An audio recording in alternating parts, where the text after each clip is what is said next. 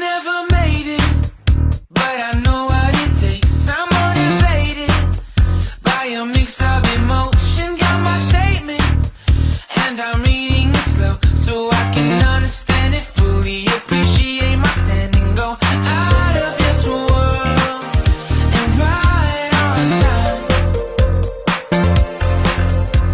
Oh, never in my life have I seen the sky light up like this. I'm far away from Earth and I wanna know if you exist. Mission control, do you read me? Send me my coordinates lately. Mission control, am I drifting? Tie me to someone who will love me, yeah. Wait, I think I'll last a bit longer. Find another. Welcome everyone. Welcome everyone. Welcome everyone to another Ref Brandon and the Todd Family YouTube video. Wherever you are, whatever you may be doing, thank you so much for making Ref Brandon and the Todd Family part of your day. We always greatly appreciate it. It is a Hump Day Wednesday, so of course it's time for another weekly Top 10 countdown. We do one each and every Wednesday here on the channel. And let's continue down the path we've been going down for, I guess, 6 or 7 weeks now. And that is doing a top 10 countdown about college football. And I'm doing them because I know most people, when it gets late June, early July, even though it's still a pretty good ways away then, people start getting the itch for college football. And then by the time you get to August, you're in dire need for college football to start because you're going crazy waiting for it. So I figured I would help pass the time doing a top 10 countdown every week about college football. And this one is another one that comes to us courtesy of College Football Trash Talk Nation. Now, if you still do not follow them on social media, I encourage you to do so, whether you're a small college football fan or a huge college football fan, because there are a lot of pictures and videos and things they post that are quite funny, as long as you don't get offended easily. But there is some serious stuff on there as well, so it's not all funny stuff, even though it is called College Football Trash Talk Nation. And this is another serious one, and I had to write it down the way that they had it written on the page, so it's not very descriptive, so all I can do is guess on what it means. I can't tell you for sure because it doesn't say, but it was listed as the top 10 jobs in college football. Now, if you go to College Football Trash Talk Nation and scroll down, this was posted, I think, either Sunday or Monday earlier this week, but it was actually the top 16 jobs in college football, and I narrowed it down to 10 through 1.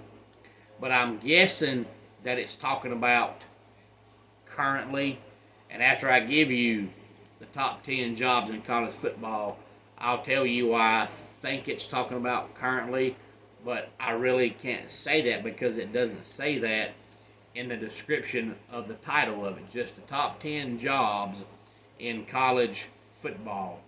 Number 10, Texas A&M. Number 9, Notre Dame. Number 8, Texas. Number 7, Georgia. Number 6, Clemson. Number 5, Oklahoma. Number 4, LSU. Number 3, Michigan. Number 2, Florida.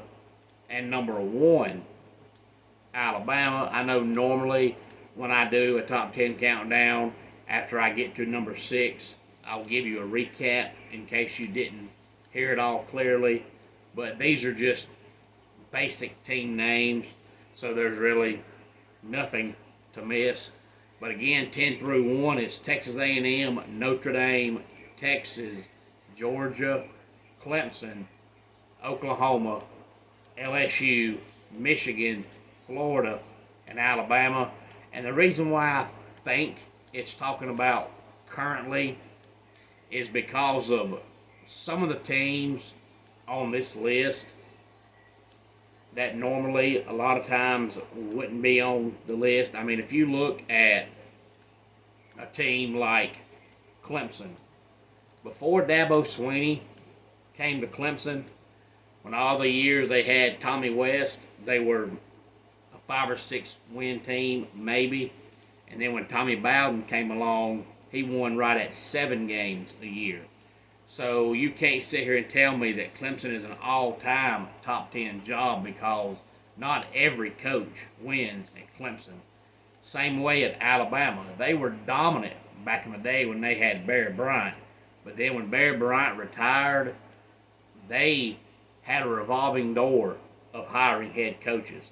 And it seemed like in the 90s and early 2000s, they had at least 10 coaches in 20 years, and every one of them sucked. So it's not like Alabama has always won, because they haven't. And then you have a program like Texas A&M that's currently an average team at best, but I'm guessing they're on the list because currently Jimbo Fisher is a phenomenal recruiter, but the man can't coach. So if he was to quit or get fired tomorrow and another coach took over, he would be set, because they've got talent all over the field. But there are some teams on here like Georgia. Georgia won with Jim Donnan. They won when they had Goff. They won with Mark Richt. So it's not like Georgia wasn't winning until Kirby got there. Georgia could hire your next door neighbor and they would win, because Athens is probably top 5 in America in overall college towns. When you've got a city that's known for having a great college town, you can recruit with your eyes closed. So anybody can coach them and they're going to win. Maybe not anybody wins a national championship, but anybody can win there. Georgia has always been a winning team, and they always will be. But Oklahoma is another one that back in the day when Barry Switzer was there, they were dominant. When Switzer left to go to the NFL, they were absolutely pitiful for about 15 years until Bob Stoops took over, and that was in 1999. And ever since then, they've been pretty good. But there was a stretch in the mid to late 80s to late 90s, they were terrible. But it's kind of hard to say what they mean when it just says the top 10 jobs in college football.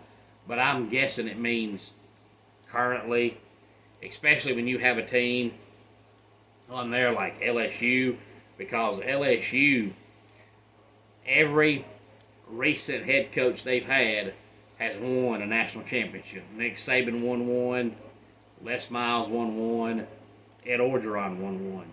But before Nick Saban came along in the 80s and 90s, they were an average team. So it's not like they've always been a winning team. They haven't. Now, Michigan is a team that's always been a winning team. They've always won, but yet they only really truly have one national championship in their program history. If you go back and look, they're known for Bo Schembechler being their coach, and he was there forever, but I don't believe he ever won a national championship. So Michigan is one of those teams that's top 5, top 10 almost every single year, but never wins a national championship. Any thoughts on this? Please feel free to let me know. Again, that was the top 10 jobs in college football. And just in case you want to hear them again, it was Texas A&M, Notre Dame, Texas, Georgia, Clemson, Oklahoma, LSU, Michigan, Florida, and Alabama. Homes for Our Troops is a publicly funded 501c nonprofit organization that builds and donates specially adapted custom homes nationwide for severely injured post 9/11 veterans. Since the 2004 inception, nearly 90 cents of every dollar spent has gone directly to our program services for veterans. Visit at hfotusa.org. Let's go ahead and get our dad joke of the day in here. Did you hear about the broken guitar for sale? It comes with no strings attached. And that does it for today's Ref Brandon and the Todd Family YouTube video. Until next time, it's Ref Brandon saying, just like in pro wrestling, life can be over by the count of 3. Tell your friends and family how much you love them. Bye.